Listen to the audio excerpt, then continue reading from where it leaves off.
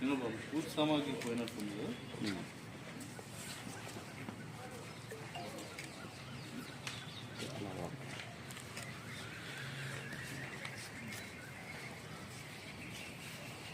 Okay అండి, okay, thank you.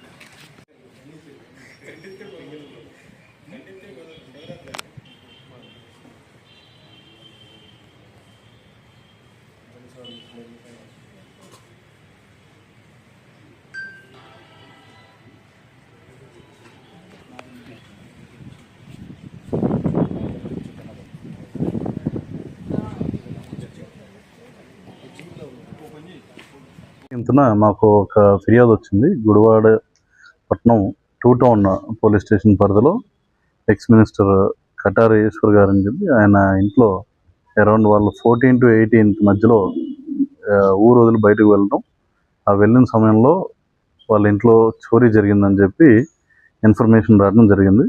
And దాని బేస్డ్గా 18న case నమోదు చేసి 2 టౌన్ ఇన్స్పెక్టర్ హనీష్ ఇంకా వారి సిబ్బంది దీని మీద దర్యాప్తు ప్రారంభించారు.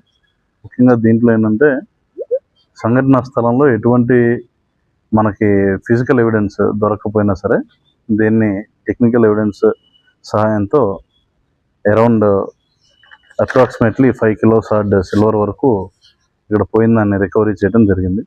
దీనిలో ఏంటంటే దొడ్లోజీ బాబు అలియాస్ రవి అనే అతను లారీ క్లీనర్గా పనిచేస్తుంటాడు. ఇతను ఎక్కువ ఈ వ్యసనాలకు జలసాలకు అలవాటు పడిపోయి డబ్బులు సంపాదించాలన్న ఉద్దేశంతో దొంగతనం వైపుకి రావడం జరిగింది. ముఖ్యంగా ఇతని మీద ఇప్పటి వరకు 11 దొంగతనం కేసులు అనేవి నమోదు కాబడి ఉన్నాయి. ముఖ్యంగా మనం చూసుకుంటే తెలంగాణ, ఆంధ్రప్రదేశ్ 2 రాష్ట్రాల్లోనూ, ముఖ్యంగా హైదరాబాద్, ఎస్ఆర్ నగర్, అదేవిధంగా మన చిలకలూరుపేట, నెల్లూరు, తణుకు, అంతేకాకుండా ఎన్టీఆర్ జిల్లా ప్రాంతాల్లో ఇతను ఇంతకుముందు దొంగతనాలు చేయడం జరిగింది. టోటల్ 11 కేసెస్ ఉన్నాయి. చివరిగా ఏంటంటే భవానీపురం, సత్యనారాయణపురం స్టేషన్లోని కేసుల్లో అరెస్ట్ కాబడి 23/2/26న బెయిల్పై విడుదలై మళ్ళీ ఇమీడియట్గా ఇది చేయడం జరిగింది. ఈ నేపథ్యంలో ఏంటంటే దొంగతనం చేయడానికి తాళం వేసిన నీళ్ళ కోసం రెక్కీ చేస్తూ ఉంటాడు. ఇతను సైకిల్స్ మీద ఇక్కడ రెక్కీ చేస్తుంటాడు.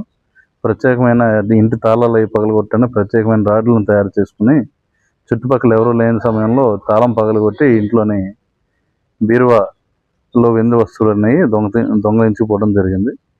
అయితే ఏంటంటే ఇతనికి సహకరించిన 2 లేడీస్ కూడా ఉన్నారు. ఆ మహిళా ముద్దాయిలను కూడా ఇతనితో పాటు రిమాండ్కి పంపించడం జరుగుతుంది.